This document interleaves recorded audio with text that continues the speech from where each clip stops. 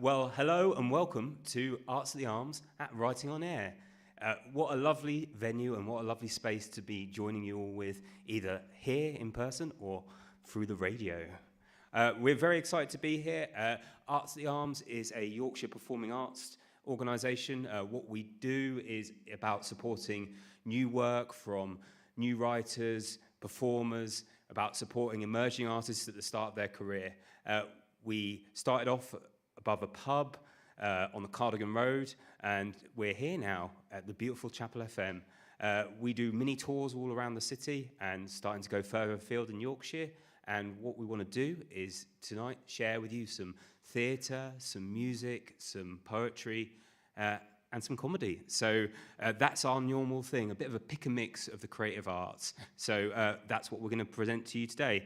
We've got a bit of a greatest hits thing going today. We've got people from our previous events, people coming from upcoming events. So yeah, you're in for a real treat. We're so thankful for people like Peter and for Chapel FM for inviting us to be part of Writing on Air. It's a beautiful community venue and everything they do is so lovely and thoughtful. So yeah, so thanks very much for having us. Yeah, the theme this year for Writing on Air is home. So you're going to be hearing about home teams, home being a community, moving home. So yeah, I'm going to stop talking because I think there's a lot more talented and creative people who I'm really excited to share with you this evening. Going to be kicking off shortly. We're going to have spoken word with Chris Singleton. Followed by that, we're going to have Jake Thompson performing a theatre piece called Mighty Fall from Grace. After that, we've got Rachel Cracknell, who will be performing her comedy. Followed by Maddie Morris and some beautiful music. And then we'll be finishing off with The Nuclear Option by Brogan Morris and performed by Lucy Rafton. You probably hear me in between as sort of introducer of those. If you didn't remember and if you're one of the acts and you're not sure about when you're coming on, I'll speak in between so you know when you're coming, so it's fine. But yeah, I'll stop talking and I'm going to pass you over to Chris. So Chris, come on down.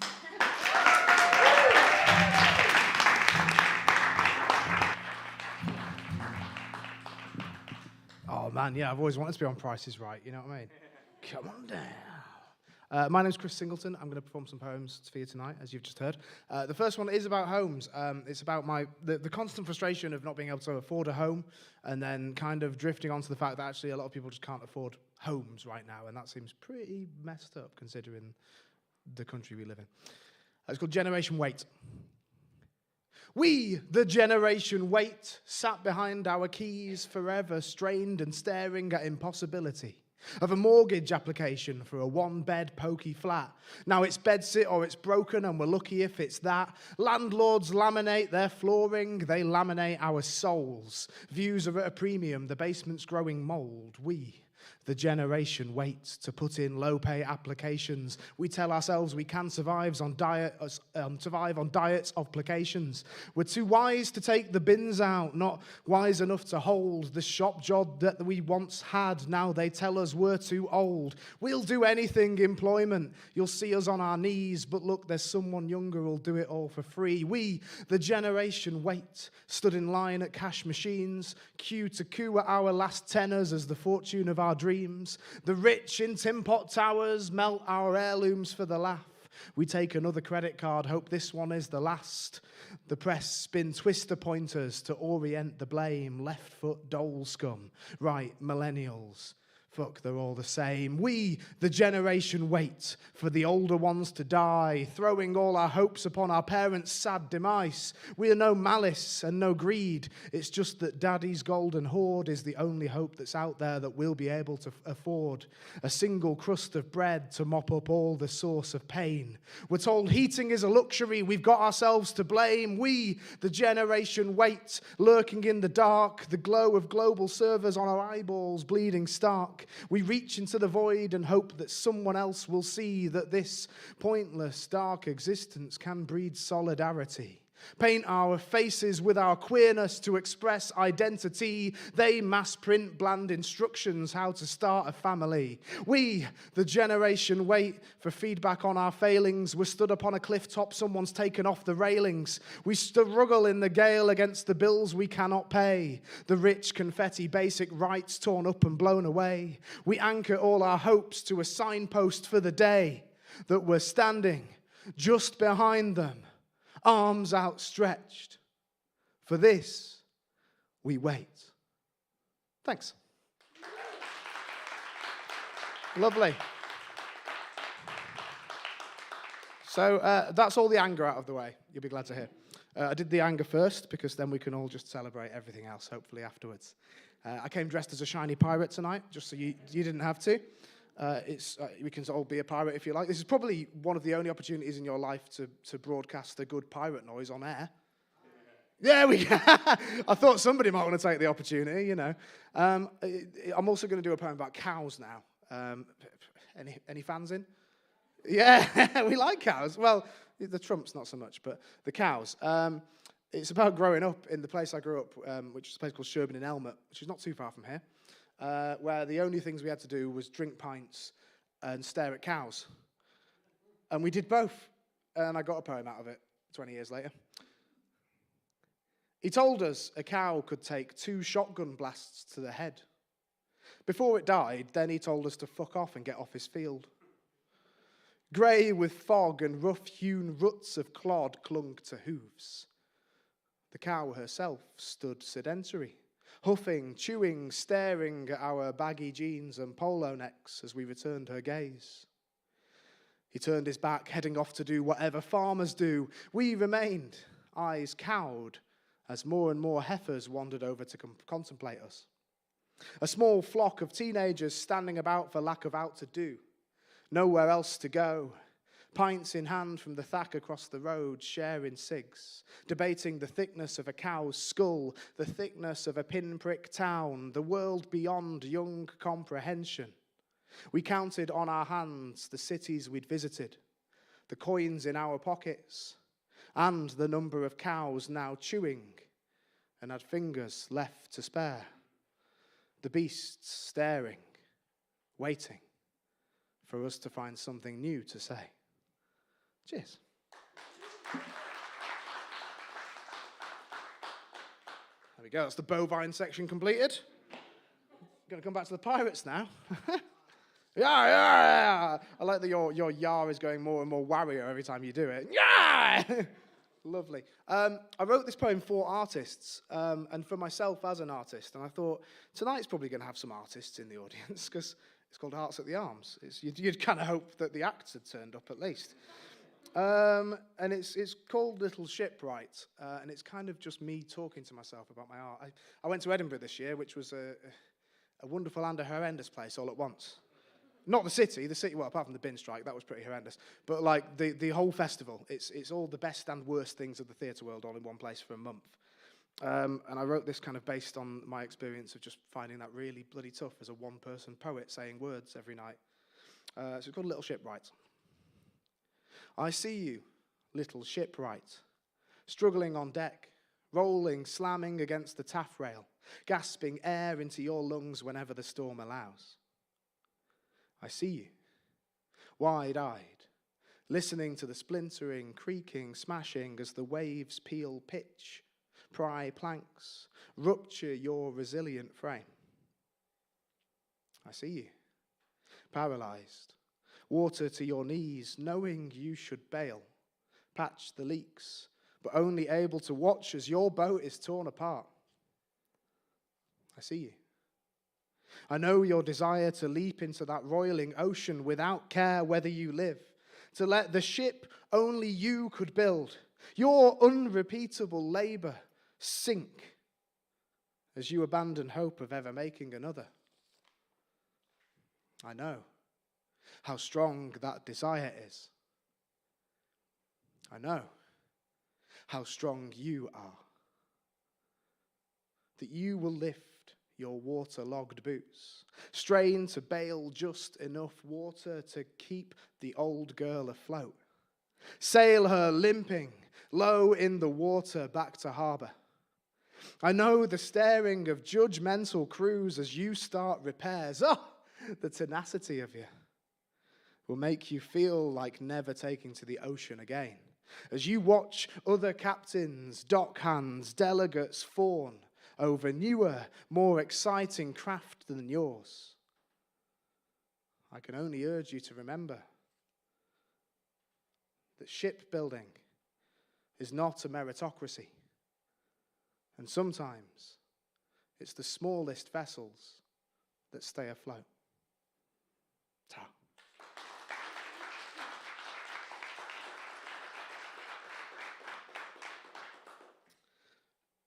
How's time? Still passing? Yeah, good. Just checking, you know. I'd hate to fall off the temporal plane. Poetry hasn't yet done that to me. Other things might. I'll just do one more, I think. I'll cram one more in. I was trying to work out where to do one or two, and I was like, yeah, I'll do what I actually prepared. Stop trying to make it up on the spot. So I had a terrible year in 2019, in short. I had well, I'll just tell you the facts. My dad passed away, and then I had a divorce all in the same year within the space of a couple of months. It was really fun. People are like, 2019, that's quite recently. It's like, I'm fine, I've had a lot of therapy in my life, it's all good. This is my stuff, I'm fine, I'm safe. Don't worry, artists, you always be safe on stage. Perfectly safe, unless I trip over and hit my head on something. I did what everyone would do and wrote a comedy show about it, with poetry in it, and then took it to Edinburgh. Yeah, I think that's what a rational response is to grief. Anyway, this is it's a poem from the show. It's based on all the advice my dad ever gave me. It's right at the end of the show, and it's my like, yeah, bye, Dad. If you put your foot down when you drive over hills, a ruckus rags your innards skyward, till gravity momentarily reprieved slams you cheering to your seat. It is customary when booking a holiday to sprint the length of the living room, arms wide making aeroplane noises. When the tickets arrive, insist you get the window seat to be the first to see baked beaches, olive trees. For optimal telly-watching, negotiate with the sofa till it remembers the shape of your arse. If the kids call you Homer, tut, roll your eyes. When necessary, use their full names to chastise, but only utter swear words when stressed with DIY. Remember, when you sow seeds, you do so in neat lines. You know they will grow to fill you with pride. They know that one day they will miss your advice. A cardboard tube with mass-printed sunsets cannot begin to contain a man whose image plants peace. Glasses poised, peering at the adventure of life. This, I know. When I stand in this flower garden balanced on a cliff face and whisper, goodbye. Thank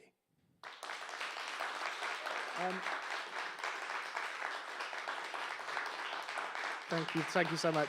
I have been Chris Singleton. I float around in Leeds quite a lot. It's where I live. I do gigs and stuff. I'm still touring the show. It won't die, ironically, for a show about death. So I'm going to do what Dad would have wanted and just finish with a little shameless plug for my book. No, I don't know what Dad would have responded to that with, but probably sarcasm knowing him. Yeah, I've got a book called The Kidnapping of Self-Kindness. It's a selection of poems. I've got some on sale. They're £6 plus an optional donation. Find me if you want one. Otherwise, just be dead excited because you've got a great little lineup on tonight, and I've just ruined it by being capitalist for 5 seconds. So instead of that, celebrate some arts, have a wicked time. Thank you very much.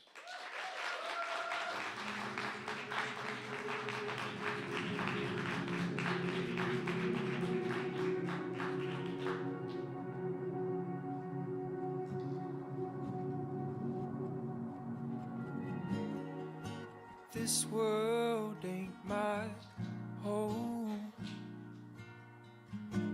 where the answers lie, hiding in plain sight.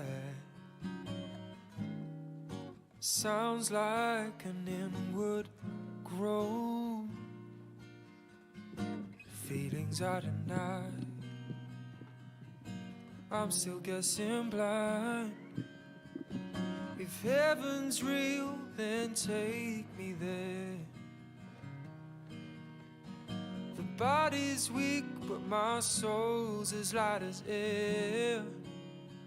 It could just float up there.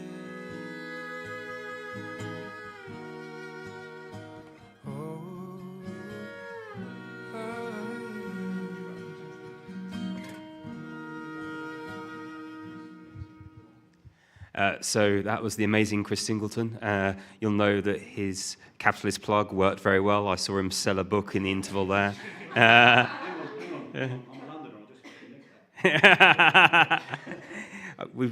need to report a theft. The book was stolen, I'm afraid.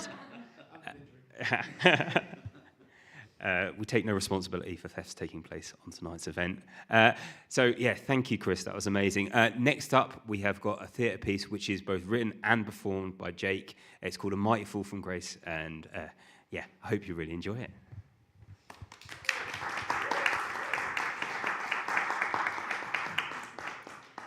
Hi, I'm Jake Thompson, and this is a segment of my one-man play, A Mighty Fall from Grace. And so normally, each scene jumps on a few years. So at the beginning of each scene, I'm just going to introduce which year we're in, because I can't quite make it as clear as I normally do. So yeah, this is My Fall from Grace. 2004. I just love it. Everything about it.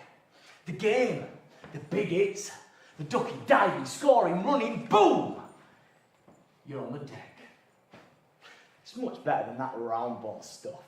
All this rolling around on the floor trying to win a penalty. Sod that.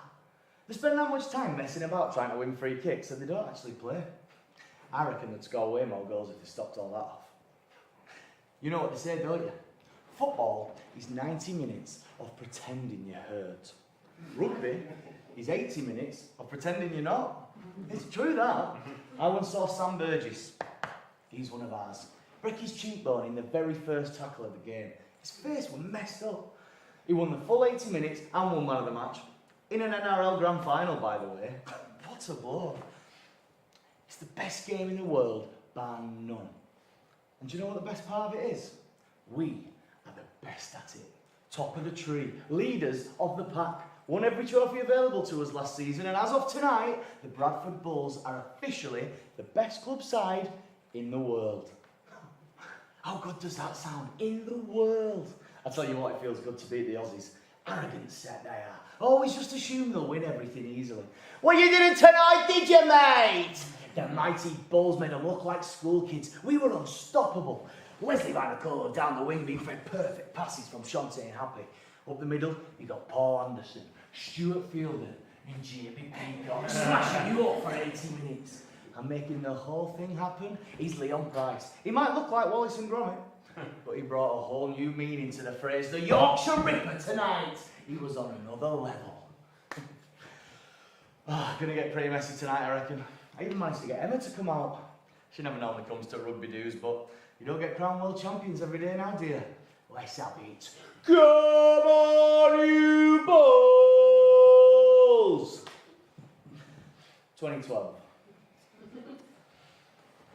Do you ever stop and wonder how you got somewhere? Like, when you actually stop and think about it, and it almost sounds unbelievable, even to you. I had a mate who went to Australia for a year once, right? He said he got quite used to it, being over there, being so far away from everything and everyone he's ever known. But every day at work he had to drive over the Sydney Harbour Bridge. He said it used to freak him out every single day. Said he'd be fine, not really thinking about the fact he's on the other side of the world. Until he was crossing the bridge. And then he'd just be like, what the hell? I'm in Australia. I'm about to cross the Sydney Harbour Bridge. How did I get here? Well, that's sort of how I feel at the moment. But not in a, oh my God, I'm about to cross the Sydney Harbour Bridge sort of way. More of a, For God's sake. I've got to set off to my night shift as a security guard. That'll make about 40 quid off, sort of way. How did I get here? Do you know what I mean? I'm 27-year-old, getting fat. I just had to move into my girlfriend's flat because I can't even afford my own rent. I earn £5 an hour working nights as a security guard, and I spend my free time watching the Bradford Bulls. The absolute Paul McCartneys of rugby league. As in, they used to be amazing, but now it's just a bit embarrassing. It's as if there's someone looking down on me, matching up my success with how the Bulls are doing. Now, I know what you're thinking, but get this right. This time, 8 years ago, I was 19 years old. I just landed a top job, flogging tom-toms. They were commission only, but they were flying out, and the cash was flowing. I just got with the fittest girl from school after grafting her for years, and the Bulls were champions of the world. 8 years later, I'm stuck working nights as a security guard, and the Bulls are in 9th place. It's weird, that, isn't it? I started going tits up around the same time as well. About 2008, my company went bust, made me redundant. Nobody needs a tom-tom when they've got a smartphone, do they? And all the remaining players left and the glory days were officially over. It's been pretty downhill ever since, for us both. I am still with Emma Light. Kind of don't feel the same, and she's the only reason you've got a roof over your head, though. She also thinks I'm getting obsessed with this theory about me and the Bulls. She says it's all a coincidence, and it's because I get so involved in the rugby. Which I do, to be fair, but I mean, what does she expect? There's no one else worth getting so into. Hey, I tell you what, if I am right though, I could be in for a bit of a bumpy ride. I got a letter this week from the Bulls saying they need 500 grand by next Friday, or the club runs a risk of folding. Everyone's going mad over it, even with the news. I think it's all a bit dramatic, mate. I mean, how could the Bulls fold? That'd be like Manchester United just disappearing into thin air. It's never going to happen. Although, £500,000 is all to need, isn't it? And by next Friday. Oh, anyway, they can't fold, can they? Because then what happened to me? I can't just disappear into thin air. 2014. Do you know, I don't know why people say listen to your heart and not your head. Never works out whenever I do it. Like this time at school, right? All the boys are going swimming for Sean's birthday. But Gaz, the div, can't swim.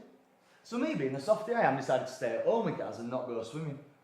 Then he bails on me to go see some bird anyway. Twat.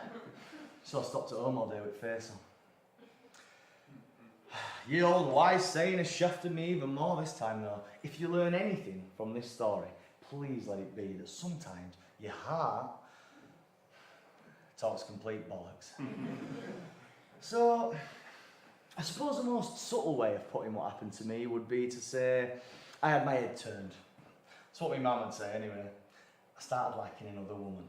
Like, really liking. I started going to this photography class. I got this sudden random obsession with sunsets and decided I really needed to learn photography. I don't know where that came from. Anyway, that's where I met her. We got on like a house on fire. Always laughing at each other's jokes, on the same wavelengths during discussions. She even ate jam and cheese sandwiches. She had such a positive effect on me. She was so positive about everything. She's always chatting about new projects that she's working on and how excited she is for them. She's a pro photographer, like. She made me feel positive for once too. She made me feel like my own relationship was dead. I come home from class feeling uplifted, just to be met by Emma endlessly moaning about pointless stuff. She didn't know she was doing it. Just what she's like. But everything she was moaning about was so minor and petty, and it just really started to wind me up. I convinced myself Chloe was into me. The way she spoke to me so naturally, recommended things she thought I'd like she genuinely cared. Even her just giving me a lift home from class every week put this thought in my head. And that is where it began. The 5 stages of infatuation. Number 1, in the class. Just a look. I know this look, but I've never seen it in her before. The sort of look where you see everything you ever have and ever will want, all in one split second, one tiny glance. Number 2, in the cafe, just grabbing a coffee, dinner breaks at the same time. The way she touches my hand as she Pass me some sugar across the table. And then again, the look. Number 3, walking our dogs through the park. Something makes us jump from behind and she grabs hold of my hand tight. And keeps hold until well after the danger's gone. Number 4, lift home from class. The awkward, see you then, that says, I don't really want you to go, but I know you've got to. And then again, just one more time with that look. Number 5, the final nail in the coffin, the pub. Classic 1 pint after work, beer garden weather. I'm stumbling home a bit pissed. She pushes me into the bushes. She wants me to push her back. She wants me to grab her. She wants me to kiss her. She must do. And I just got this overwhelming feeling of what can only be described as fuck it. I placed my hand out, put it gently on her cheek, leaned in for the money shot, the big hit, when suddenly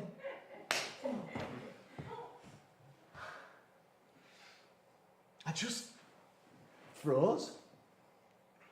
Well, for a second. Until she said, "What are you doing?" Excuse me.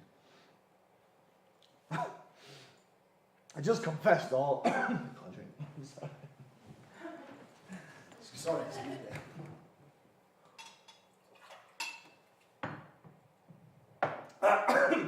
Apologise to the listeners.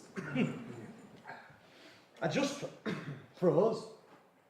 Well, for a second, until she said, "What the hell are you doing?" I just confessed all. It was like someone had slipped me a truth potion. I rambled on and on about how she's the most perfect human being in the world. I knew it since I first laid eyes on her, and I just couldn't keep it in any longer. For her to say she'd literally never once thought about me like that.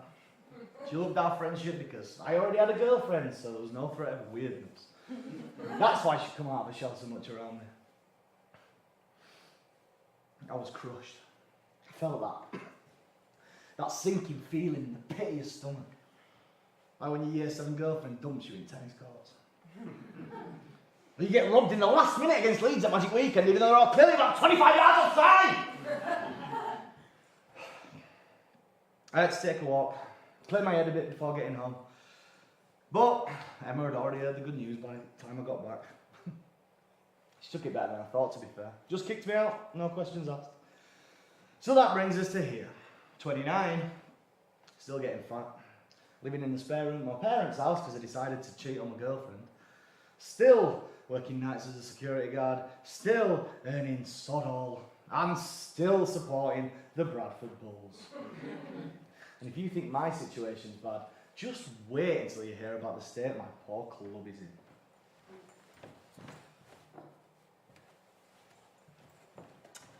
Hello and welcome to your weekly instalment of the Bradford Bulls Shit Show. Coming up, former world champions of Bradford Bulls have this week filed for administration. This comes just weeks after a £500,000 tax bill was apparently settled. The club is in utter turmoil, but I'm having reports through now that local businessman Omar Khan, owner of 2 Bradford restaurants, has had his bid to save the Bulls accepted!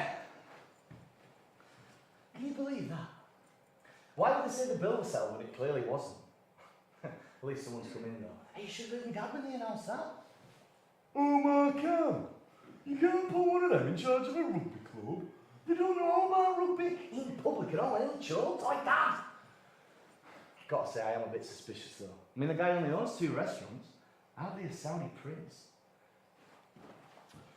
Hello and welcome to your 60-second weekly instalment of the Bradford Bullshit Show. Coming up, Omar Khan's Spatterville health appears it was, as expected, bullshit. And he has, yes, you guessed it, just added to the shit show. The club's second stint of administration in as many years has left the rugby league world wondering what the hell is going on. Mysterious businessman Mark Green is apparently in talks with administrators to save the club, but after last time, and with the oncoming gloom of -6 points if the club even is saved, no Bradford Bulls fans are holding their breath.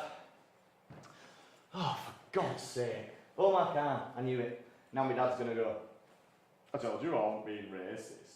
But we all know he was. And -6 points, what's that all about? It's nothing to do with the players, it's not their fault. And we're taking our portion of the TV money off us. Because that makes sense, doesn't it? Punish the club who keeps going bust for going bust by giving them less money. Oh, the RFL and their logic. Hello and welcome to your 122nd weekly instalment of the Bradford Bullshit Show. This week, good news. The Bradford Bulls seem more financially stable than in recent times. The coach is no longer working for free, and we have reports that all staff have been paid on time for 3 months in a row now. The bad news, oh come on, this is the shit show after all, is that the Bradford Bulls have had their seemingly inevitable relegation confirmed this week at the hands of the Huddersfield Giants. Things may be looking up slightly for the Bulls off the field, but with the prospects of playing Batley in Dewsbury next year, it certainly is a bleak time for Bulls fans. In other news, Dad says, well, this is shit, isn't it? And all this, less than 10 years since we were champions of the world. A mighty fall from grace. You know, if this were a football club, or a basketball club in America or something, we'd have made a film about this by now. Anyway, the only way is up from here, I suppose. For us both. Oh. Hello? Oh, sorry, Mum. Yeah, I'll turn it down a bit. What do you mean shouting? No, I wasn't shouting. No. It was the news. They had Bulls on the news again. What? No. What? All right. Okay. Whatever. Soz. All right. Yeah. No.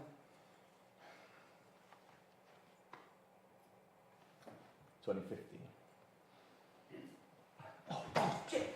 Oh, wait. Oh, God's sake. I know being defeatist never really got anyone anywhere. It's very hard not to be sometimes. The only way is up. Next time you say that, just make sure you really are at the very bottom of wherever you may be.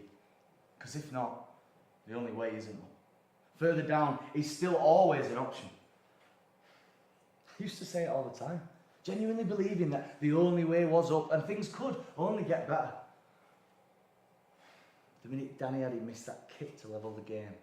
3 minutes to go in the championship playoff final. I knew I hadn't quite been at the bottom just yet. But I was now. Oh, missed it.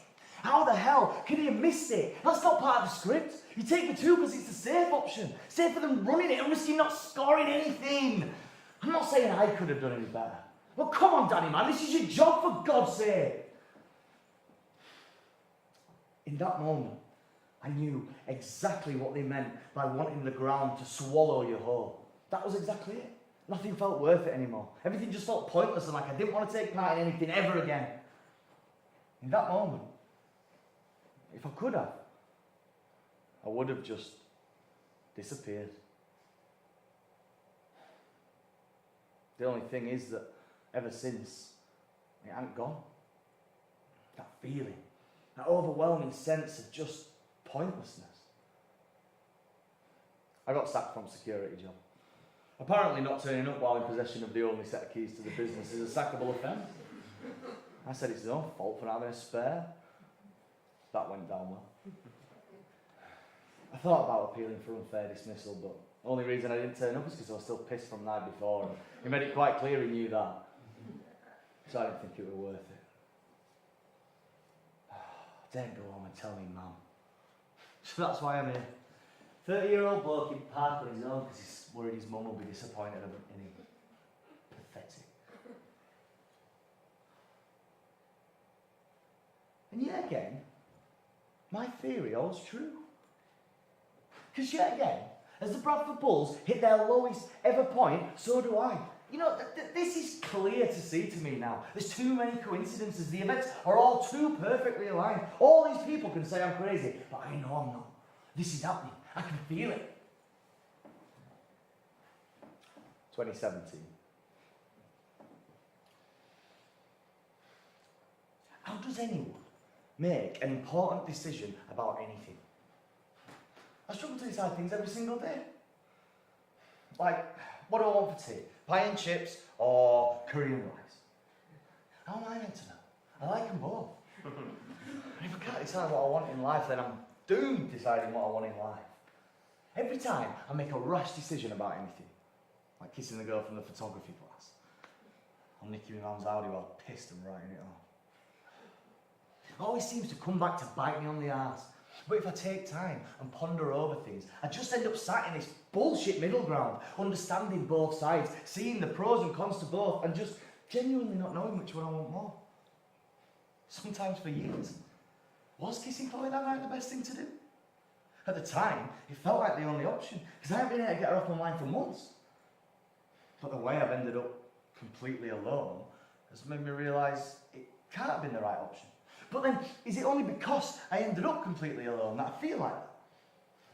Surely, if being alone was a no-go, then I should have just stayed with Emma.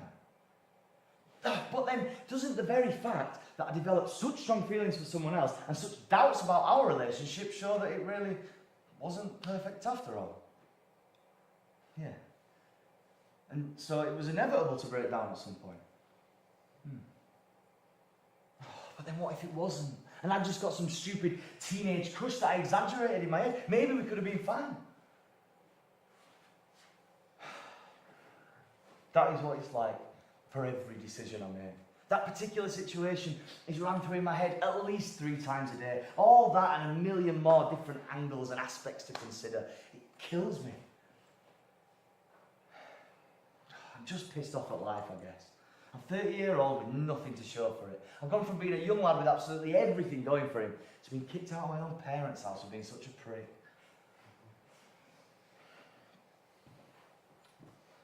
Hello and welcome to your 364th and final weekly edition of the Bradford Bulls Shit Show. Former world champions the Bradford Bulls have this week filed for liquidation. Yes, that's right. As of the 3rd of January 2017, the Bradford Bulls are no more.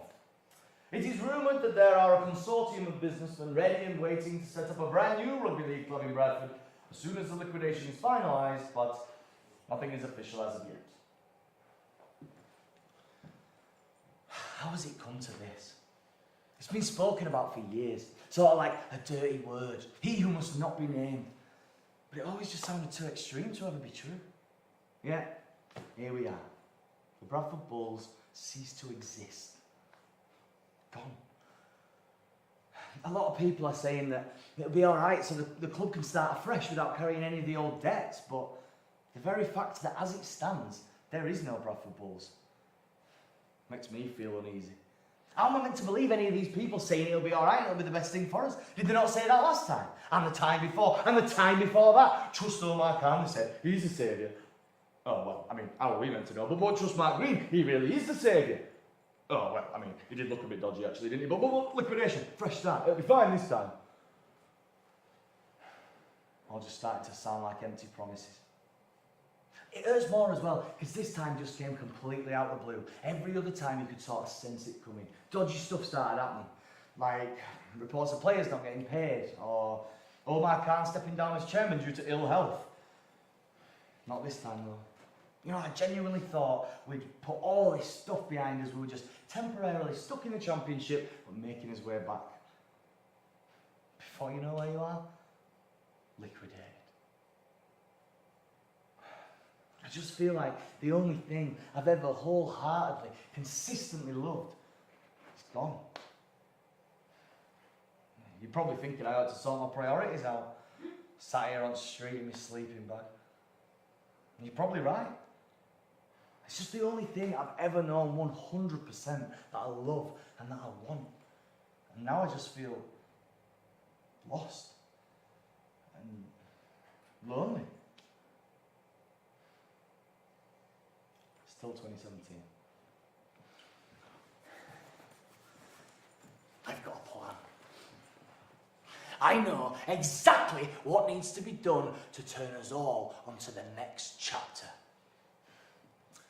I was reading the paper earlier in the week when I came across an interesting piece of information. The latest in our long list of ex-chairmen also owns a security firm that did me over. I couldn't believe what I was reading. They're all connected, aren't they, these bastards with the networks of companies. I couldn't help but thinking about everything his company put me through, and everything he put the Bulls through, and it all came down to one common denominator. If I could send a message showing that we haven't forgotten about him selling us down the river, selling me down the river, and it'll be the final nail in the coffin to finally put all this stuff behind us, bring the curse put on me, and mark the rebirth.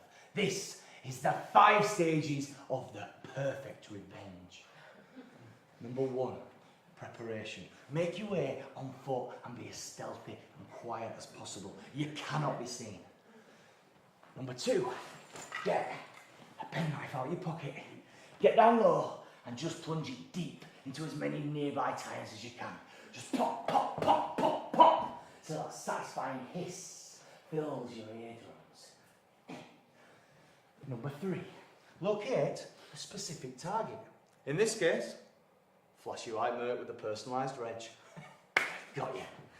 Take some cans of spray paint out your bag and go to work. Start off small, just some stripes on the side. You can use whatever colours you want. I've gone for red, amber, and black. Remind you of it. And then get around the front of the bonnet and spray paint the words, "The Bulls' Revenge," all over it.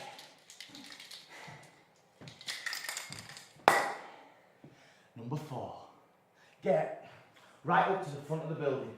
Find all you can, heavy enough to break a window, and just go in shit! Yeah! Yeah! Yeah!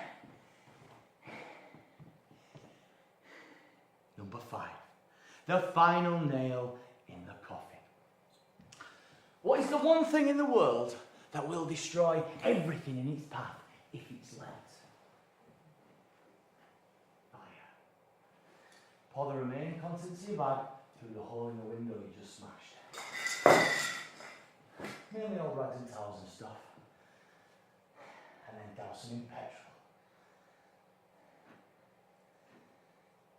And then just as I'm about to strike the match, I see it. A great big portrait of his face, glaring down on us with that smug smile, right where the flames will engulf in about 60 seconds' time.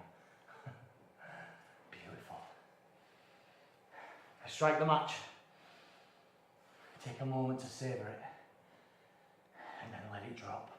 This is for Bradford! Thank you.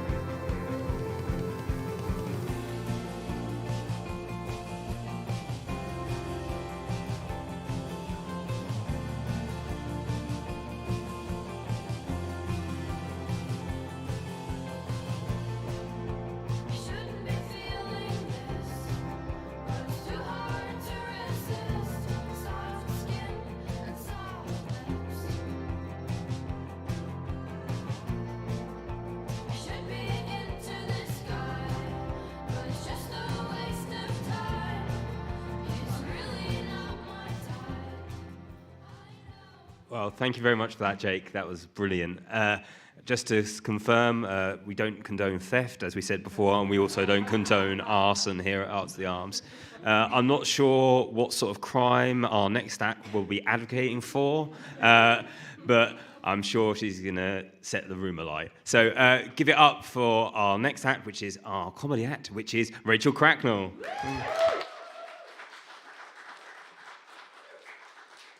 Good evening, folks. How are we doing? We good? Good. Anyone single and gay? Just me then? Excellent. Great start. So a little disclaimer, I did start writing a new set based on being in a relation for the first time in a couple of years, and then classic self-sabotage, I ended it. So I had to write a brand new one, which is why I've got my flashcards. I'm just giving myself a bit of a way out there, so I cannot remember things anymore, so I'm just gonna read it, if that's okay. I do want to tell you that I'm a little bit worried about the ending of this relationship because she still has a fob for my flat. Yeah, so the Disney princess in me is really hoping that she's going to turn up to my flat with like an enchanted rose and a talking teapot. But the Liam Neeson in me is telling me to find the nearest bedroom, get under the bed and wait for the next instructions. So don't worry, I'm absolutely fine. I was writing this while I was on the toilet after eating too much gluten, but apart from that, I'm okay. So I'm going to tell you about my coming out journey, so strap on. I mean, strap in. Every time. I came out a couple of years ago during lockdown when I got addicted to lesbian TikTok. I have two major obsessions in my life, lesbian TikTok and rotisserie chicken.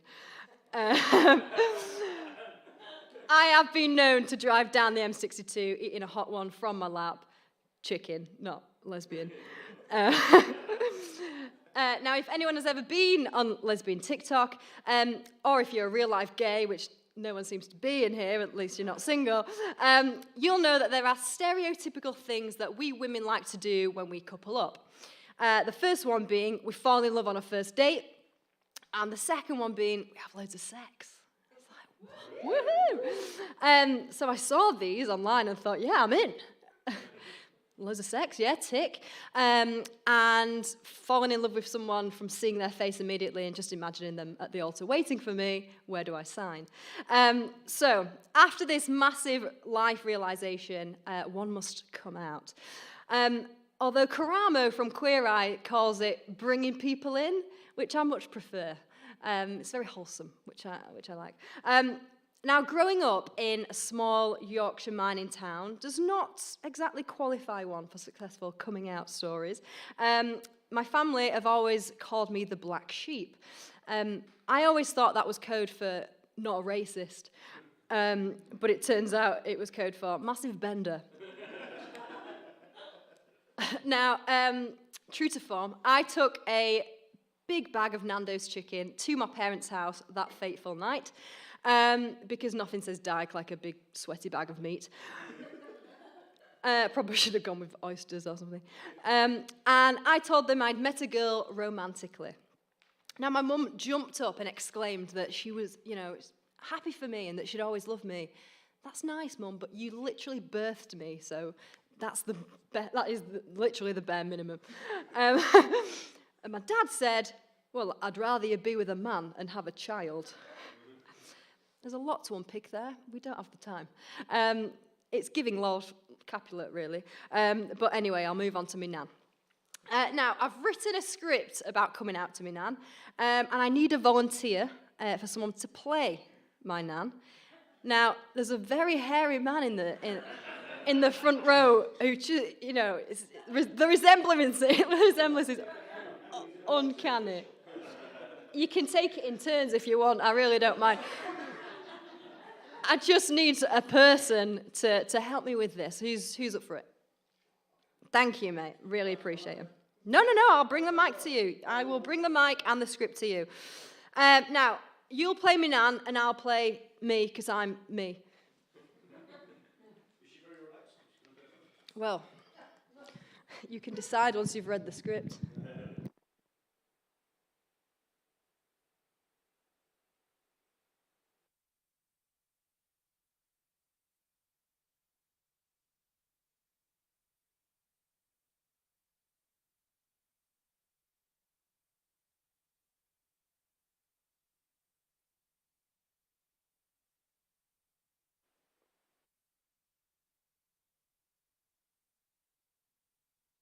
Is it on? Oh, yes, perfect. Twist it round. Go on. Thank you. Well, it wouldn't be live entertainment, would it, unless we had something like that? Right, so I'm Rachel and you're Nan, okay? Okay, I'll bring the mic so you can actually hear me, Nan. Right then, Nan, I've met someone. Oh, your dad hasn't said. Where'd you meet him then? It's a woman. You what? The person I've met, it's a woman. But Rachel, you're in a relationship. Yeah. An actual relationship. With a woman? Yeah. Oh, but Rachel, it's not normal. According to what? Well, it's supposed to be a man and a woman. In the Bible, maybe, but you're not religious. I bet your dad was disappointed, wasn't he? Took him a few days, but he's coming round. I think he'd always thought I'd marry Freddie Flintoff. Give us the bleeding mic then. Come on, go. Yeah. I mean, I know it's on the TV a lot now. Can't get away from it. I don't want it near me. I turn them a day off when them lads come on. Don't tell me anymore. I don't want to hear about it. Oh, I was just saying that, Margaret, I'm glad none of ours are like that. Like what? Gay? I guess we should have known when you never wear a dress. That may have been a sign, yes. Well, don't expect me to be at your wedding. Okay, thank you. Round of applause for me, Nan. I will be coming back to you in a bit, all right. So, bear that little convo in mind, folks, okay? But as you can see, not the easiest audience to work with, Minan. I wasn't surprised, though. This is a woman who would stick pound coins into a birthday card instead of a note. I mean, stretch for a fiver, do you know what I mean? So, anyway, yes, bear that in mind. So, after this, a whole coming out scenario, I went on a big gay spree that even Dale Winton would have been proud of. No giant bananas, though. Not anymore. Now, I won't go into all of my escapades, because frankly, I was drunk for most of them and I can't remember. But I will tell you about some of my journey. So, as I said before, TikTok taught me that lesbians fall in love immediately. And I 1000% have that ability built into my core. Now, I think that that's probably down to Keira Knightley and Bend It Like Beckham. But turns out, this means I'm often accused of being too romantic. No, it's not romantic, is it? What is it? Intense. I'm too intense. So, one night I was heading out on a date with a girl. She was like my absolute dream. She was tall. She was blonde. She worked in TV. There was a picture of her drinking a beer on her Hinge profile. Pretty much a carbon copy of myself. Perfection. And I'd been listening to this podcast about love. Obviously, I should probably get a job. And they've been discussing the 37 questions that one should ask if you want someone to fall in love with you. So I was like, yeah, finally. That's all I've been looking for. Let's do this. So I Googled this list, and I was sure I'd selected the particular questions that would secure me a wife. Cut to the date. We're at her favourite bar. We're having a laugh. We've got excellent chemistry. We've got eye contact. And she's asking you typical first date questions. Low stakes, you know. What's your favourite food? Have you got any siblings? Where do you want to travel? Amateur. I was ready to pull out the big guns. Now, side note, I usually run things like this past my friends before I go on any dates or talk to other humans. But this time, I was so sure I was onto a winner, I just went rogue. So, the time was now. Ready to fall in love, bitch? Here's my question. Out of everyone in your life, whose death would disturb you the most and why? There was 36 other questions I could have asked. I went for the death question. Safe to say she isn't my wife, and now I'm not allowed to go within 500 meters of her favorite bar. But I might be a single gay. But I'll leave you with this. So you remember the scene with my nan? It's just perfectly demonstrated from person in front row. Recently, my nan was in hospital. But don't worry, I didn't attack her for being homophobic again. She's fine. She bounced right back. There's still time. And I went to visit her, and when I got into the room, she was as high as a kite. They'd been plugging her with drugs. It was amazing. She was happy as Larry. Larry was the matron on shift. It was really giddy. Lovely lad. So we're chatting away, and she's putting on this lippy that she requested that I bring her. So I'm going to bring my nan back. Can we have a round of applause for my nan?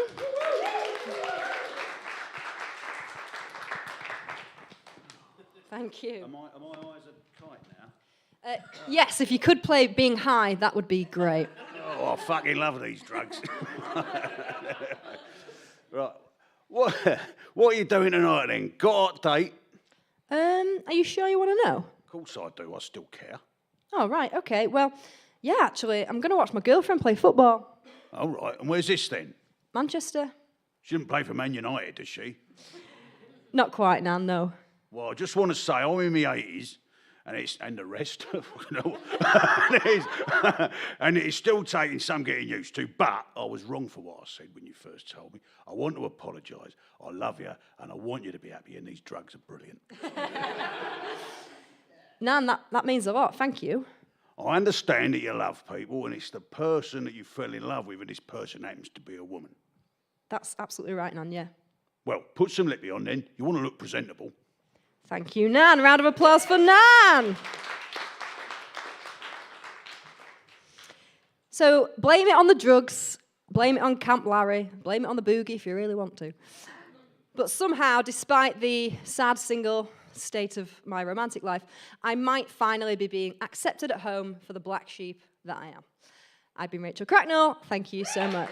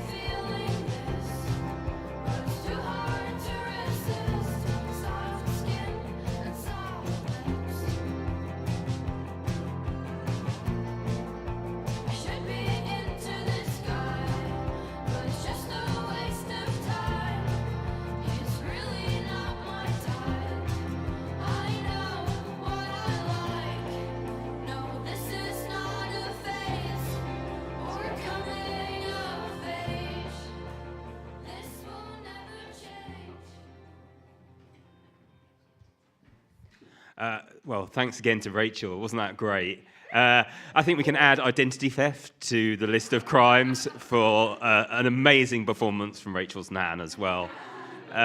From beautiful impersonations to some beautiful music. Next up, we have the amazing Maddie Morris.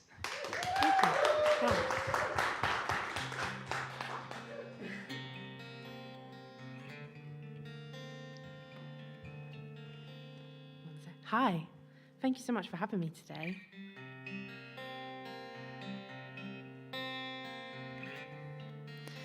So the first thing I'm going to sing is about the story of Icarus. I don't know if anybody knows it, but the basic backstory, if you if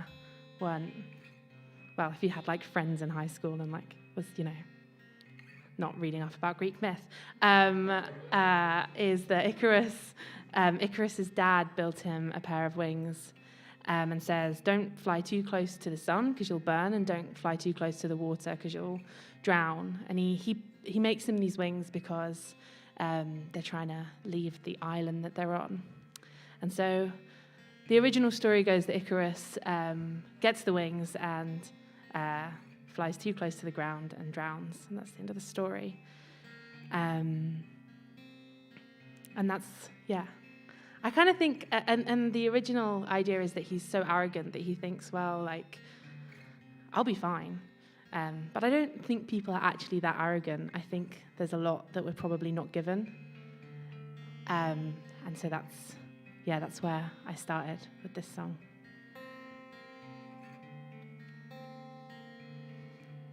What is it to be an architect of such unique design? And what is it to be the child of a master? And I know, Lord, it is holy to be gifted something so refined.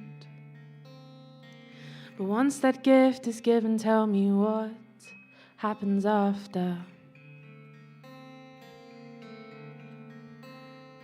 Now, Father, you know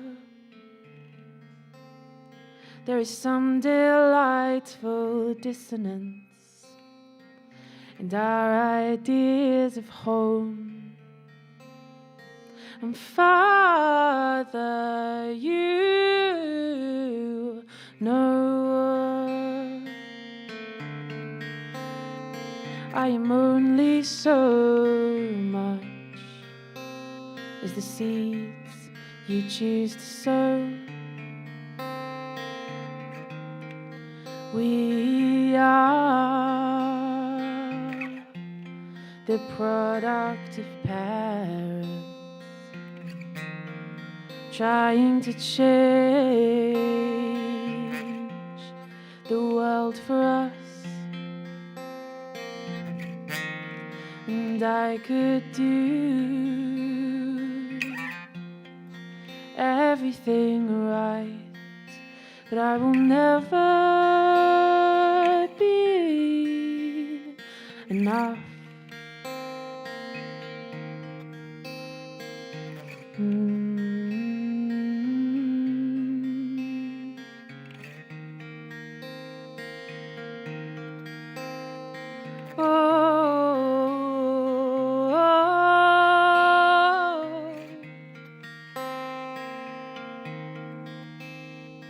Imagine spreading arms like wings. Imagine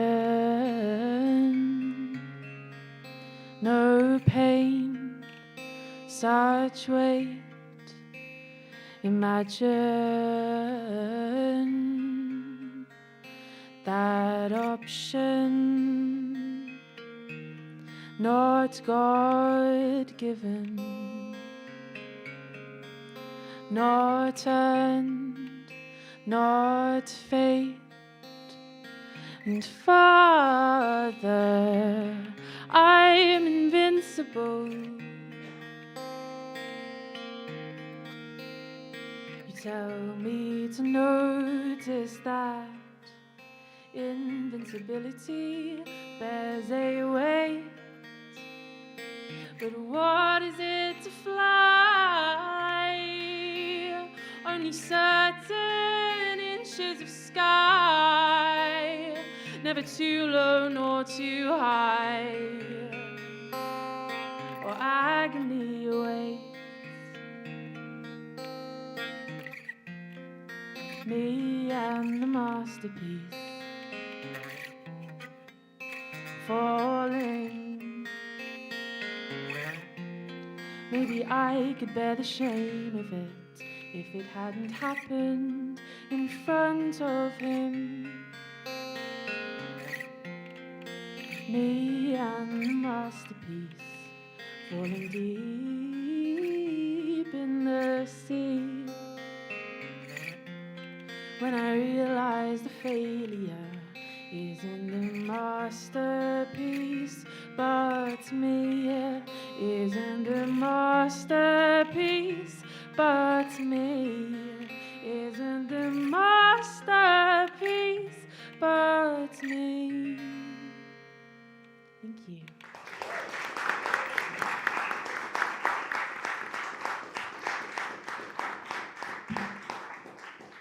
Thank you so much. The next one I'm going to sing is a traditional song, and I learnt it from the singing. I think of Peggy Seeger. I studied traditional music at uni, don't know why, and this was a song that I learnt in my second year, and I really liked it. I love the idea of a theme being home, and listening to what's been going on at Chapel FM this weekend has been really cool, and kind of hearing like how many different definitions people can have for the same thing. And this song is basically tells the story of someone who's like walking along a road, and then they hear this woman who's like stood at her doorstep, and she's like, "I'm so tired of doing things for other people so that my house is nice." And I think we can relate to that. Yeah. One day I was walking, I heard a complaining, inspired an old woman, the picture of gleam. She gazed at the mud on her doorstep, 'twas raining, and this was her song as she wielded her broom. Oh, life is a toil and love is a struggle. Beauty will fade and riches will flee. Pleasures will dwindle and prices they double, and nothing is as I would wish it to be.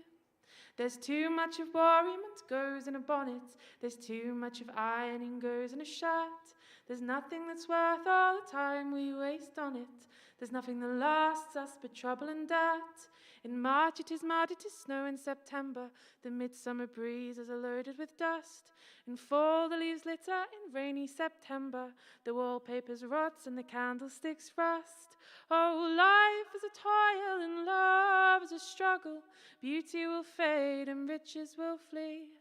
Pleasures will dwindle and prices they double, and nothing is as I would wish it to be.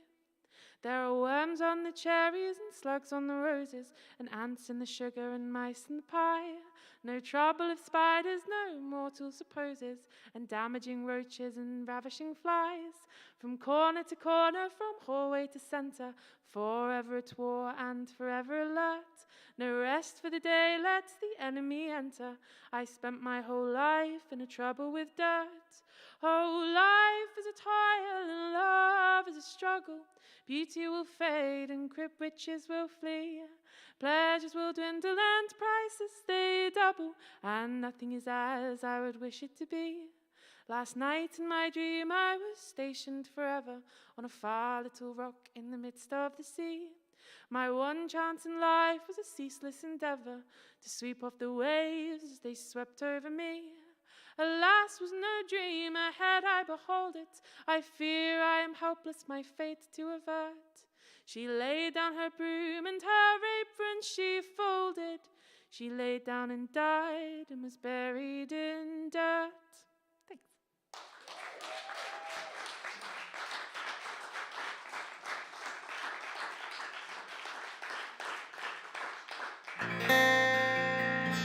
Thank you so much. Okay. Very brief plug. I released an EP called Upstream, and none of those songs were on it. So if you like them, that's a real shame. So yeah, and my name's Maddie Morris. It's going to be my last song. I bought a second guitar to play another song, but I forgot the thing that I needed to play it. So it wasn't very good anyway. So this next song I'm going to sing, I was thinking about the theme of home for this gig today, and I didn't think I had enough songs about home, so I wrote this one. And I think it's interesting thinking, about how many different definitions people have of home. And there's a book on my bookcase in my room called My Body, My Home, which is by someone called Victoria something. It's really good. And it's kind of an anthology about the way, I feel like we have to relearn this idea of what our home is. So this doesn't have a name yet because I wrote it on Wednesday. And I'm only about 80% sure I'm going to get all the words right, but you've not heard it before, so you're not going to know. You've been taught to make space for sorrow. Will you allow yourself to make space for joy? A childhood of uncertain tomorrows. Will you allow yourself to make space for joy? And I know the darkness is so dark, the fear of what's impending, a question I can't ask, and I know there is sorrow held deep within your bones. You can allow yourself the certainty to acknowledge it. You can allow yourself the decency to let it go.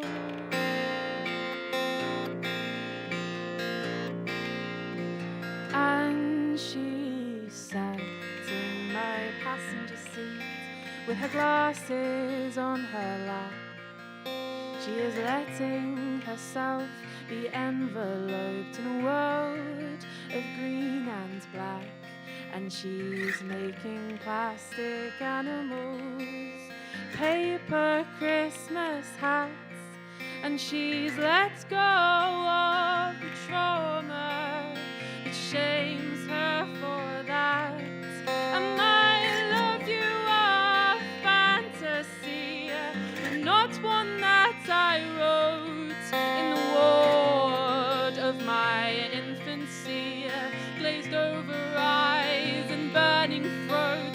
My love, you are a fantasy, but one that I was taught to believe is nothing. And I was taught to make space for sorrow, and you allowed me to make space for joy. A childhood of uncertain tomorrows. Will you allow yourself to make space for joy? And my city is my home. My lover is my home. My body is my home. And my home is me. My city is my home. My body is my home. My lover is my home. My home is me. My body is my home. My lover is my home. This city is my home, and they built it for me. My lover is my home. My city is my home. My body is my home.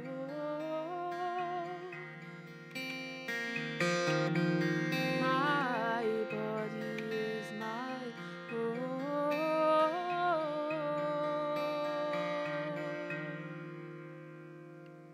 Thank you so much.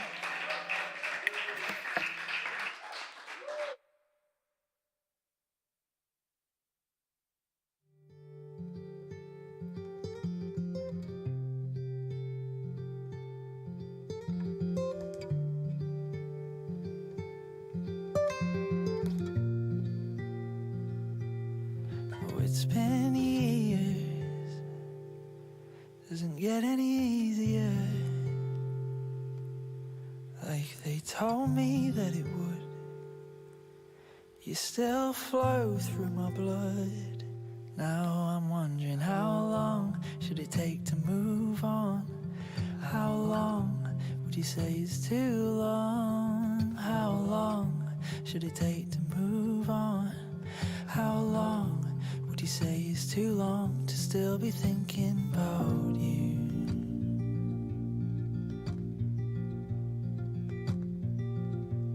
The way I do.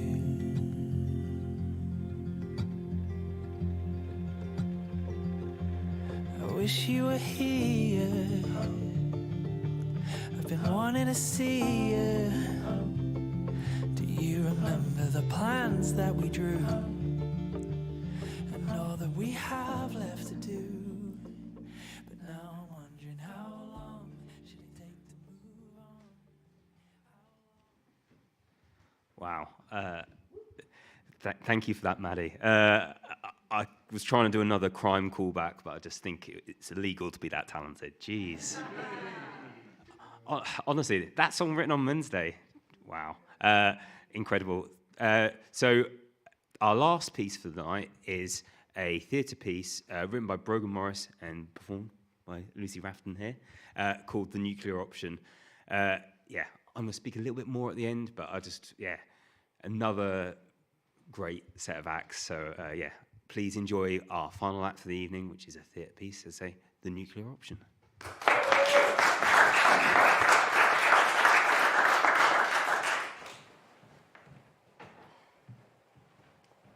Before everything changed, it was the first thing I'd do in the morning, the last thing I'd do at night.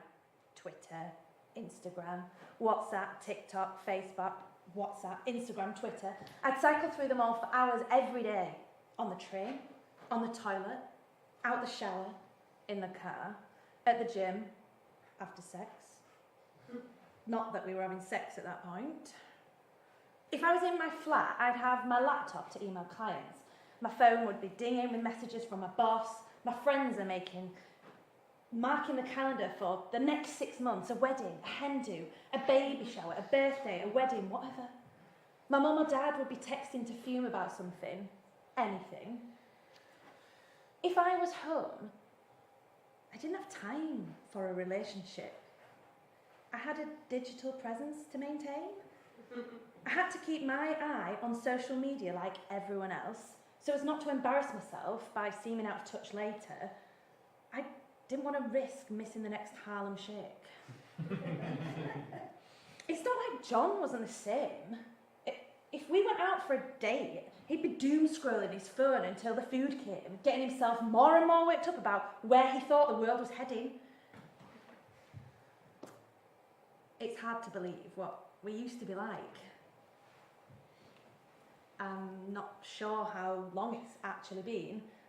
We stopped keeping track of the days a while back. Our friends thought we'd gone mad. Weren't our careers going so well? Didn't we have everything two relatively young people could want? To them, not being in the city, not being online, was a bit like being dead. John had grown up in the country, but nowhere as remote as Houghton. At the time, Houghton was one of those cute little rural villages where the houses didn't even have broadband yet. The farmhouse. We call it a farm now, but it was originally on the market as a rustic retreat. It wasn't supposed to grow all the food we have here. It looked like something out of Wuthering Heights. Perfect for Instagram. But the estate agent told us that the only internet we would find was in the village library 3 days a week. It was like she was apologising.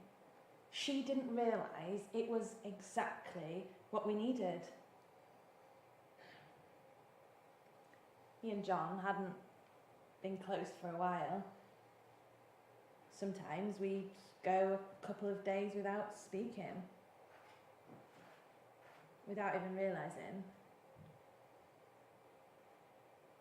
I'd had enough of the city.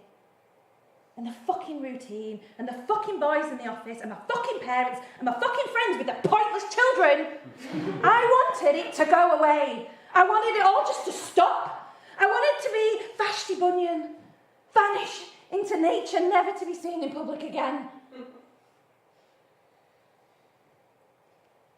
Selling the tech felt purifying. All we brought with us to the farm was a phone each for emergencies and a couple of laptops. We were really going off grid. We brought potatoes, cabbages, cauliflower, sprouts. The sprouts were John's idea. We still got a Tesco delivery, but for all intents and purposes, we were going to be self-sufficient. We got a goat for milk. We got chickens for eggs. I always loved animals, but the chickens were little bastards. John deals with them now. I'm still taken aback by this place. It must do something to your subconscious, your primal self or whatever, swapping grey for green.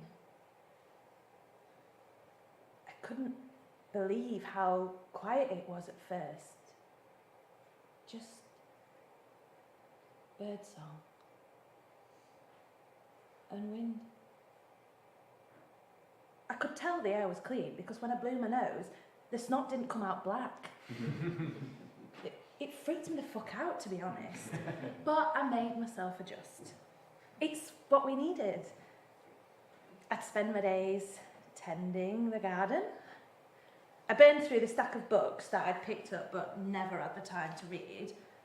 I'd go on walks through the fields and the woods.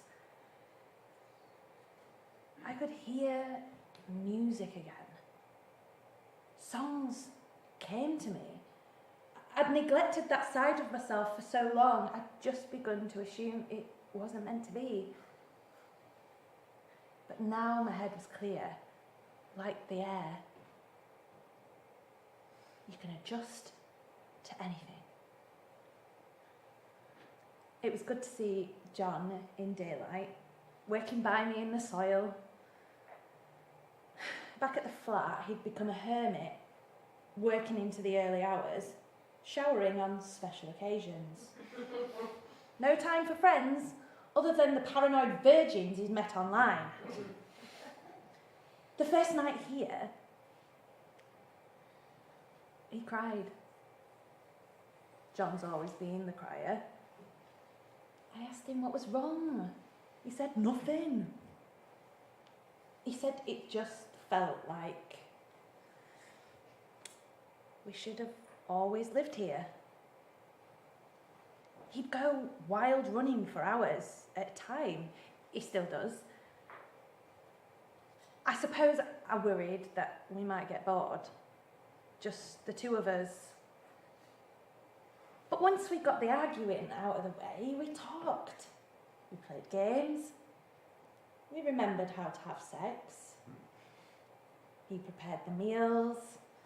I cleaned up after us. Not much has changed since then. One of our favourite things to do was to go picking wild mushrooms together. John knows exactly which ones we can eat and which ones he can poison us with. For the first time in a while, it seemed like we were actually happy.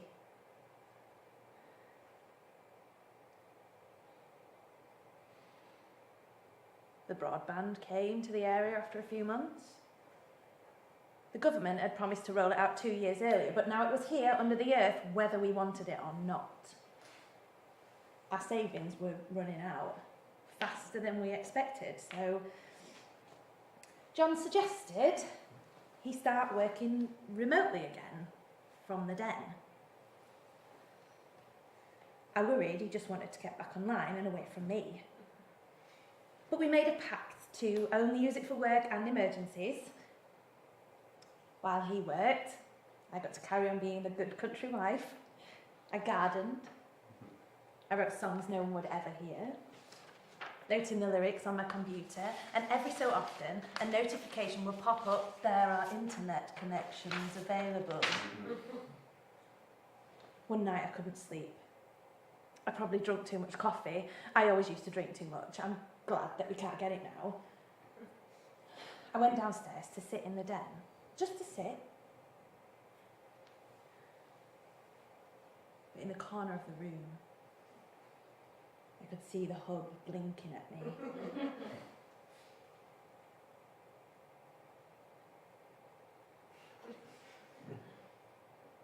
I'd already been through all the books, what harm could it be? I wasn't going to let myself be consumed by it. I had a garden to tend now. I had chickens.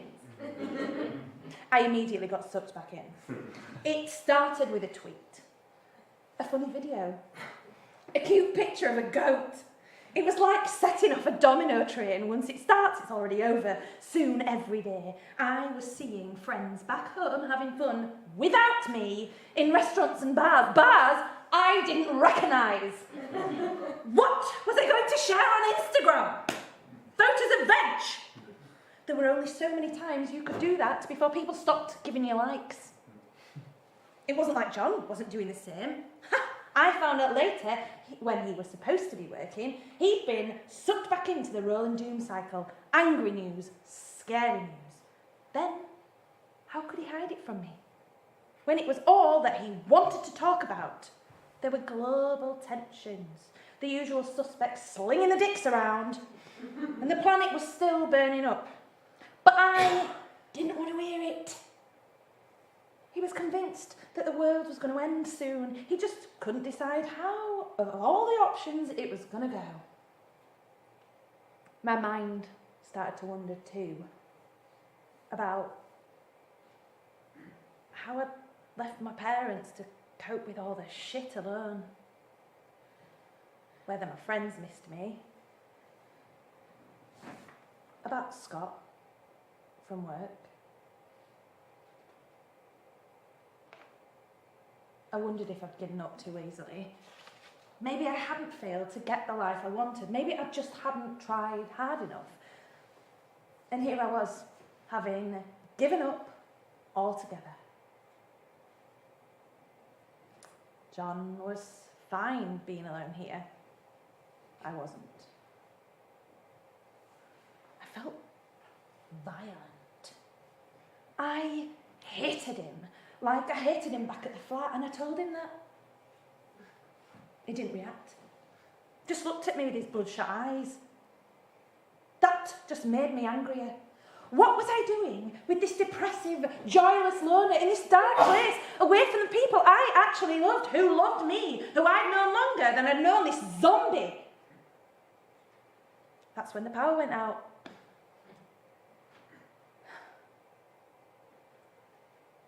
The next morning, we walked into the village. I made the mistake of telling John I'd seen #PrayForEarth trending before the power cut. Of course, he assumed the worst. Some countries had been getting very upset with these other countries, he said, and there were disputes at the borders, but I didn't want to hear it. I just wanted to know why our Tesco order hadn't shown up. It was eerie in the village.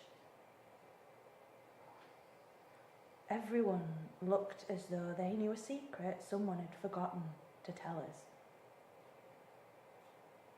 The church was in service, at an odd time, John said, and fuller than we'd ever seen it. The newsagent's was open, and there was Jill. She's a good friend of ours now, and she was waiting behind the till, but it looked like she hardly had any stock left to sell. It was a newsagent's, but it had no newspapers. I thought something might be wrong when I asked her if there was nothing interesting to report that morning, and she started crying. She looked tired. Overnight, she became kind of an oracle for the village, telling everyone the same story. Back then there were a lot of older folk in Houghton, and bless them, they were the only ones not working out in the field when the bombs dropped. So all the information Jill had come from their half-heard, half-understood recollections of the news. Somebody somewhere hacked something. A rocket was fired by accident, rockets were fired back, then more rockets, then within a couple of hours it was all over. The electricity was gone. And the internet with it. There was no city for me to go back to. There were no cities anywhere.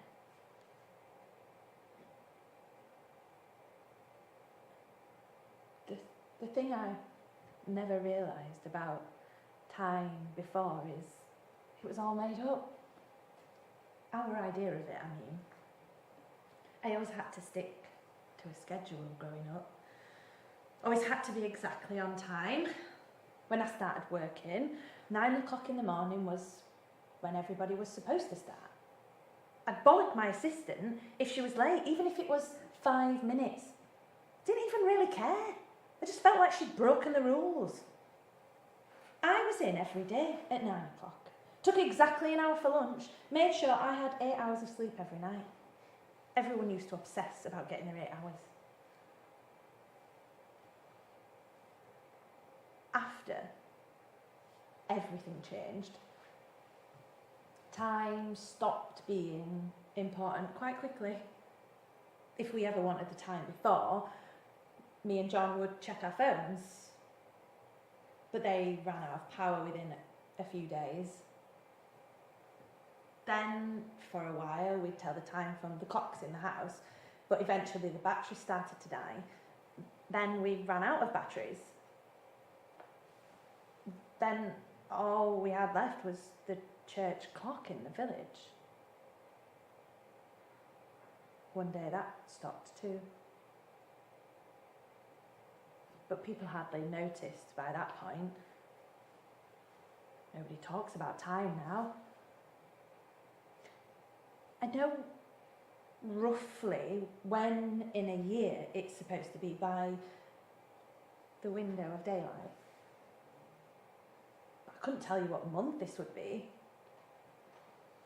I'm happy to say I haven't had a birthday in years. There's just no need for planning days out anymore. Now we eat when we're hungry, we work when there's light, we sleep when it's dark. We wake up when we want, we shag whenever we feel like it. John's happier. He worries a lot less about the future now. It's not all good. Food's not as interesting as it used to be, and I really wish we decided to grow something other than sprouts. Genuinely, I'd kill someone for a McDonald's.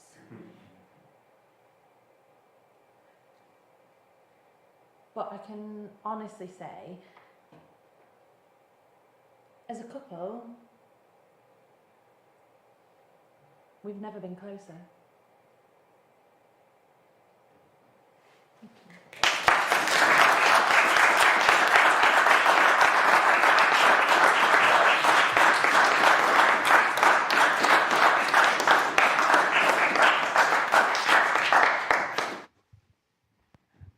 Thanks, Lucy. That was brilliant. And thanks, Brogan. I hope you are out there in the internet ether listening to your words being performed. Yeah, we've been Arts at the Arms. I hope you all have enjoyed it as much as I have. I know that we are so grateful to have such a talented group of people from across the creative spectrum, from comedians to musicians, actors, writers, spoken word performers. This is what we do. It's about giving the audience and the performers a chance to sort of really show off their stuff. And I hope whether you are here in person tonight or if you're out there on the internet, that you can really appreciate what we're trying to do with Arts at the Arms. I've learned a lesson about capitalism from Chris Singleton. I didn't think he'd be my hero tonight, but he is. So I just want to plug Arts at the Arms. We've got a run of shows going out through December, through the 12th, 15th and 16th. The nearest one to here is Seven Arts in Chapel Allerton, but we'll also be in Farsley at the Constitutional on the 15th and at Queen's Mill over in Castleford on Monday the 12th. So if you're free in December, come join us. We're all across social media. We're on Facebook, Twitter, Instagram. We haven't made it to TikTok, specifically lesbian TikTok yet, but maybe that's one for the future. Last thing for me to say is thank you to Chris, to Jake, to Lucy, to Maddie, to Rachel. So can we have a round of applause for all the performers?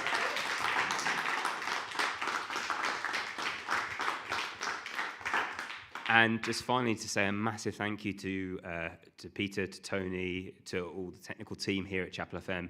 It's such a beautiful space, and writing on air is such a great thing. So thank you so much for inviting us. We've had such an amazing time. So and can we have a round of applause for the team at Chapel FM, please?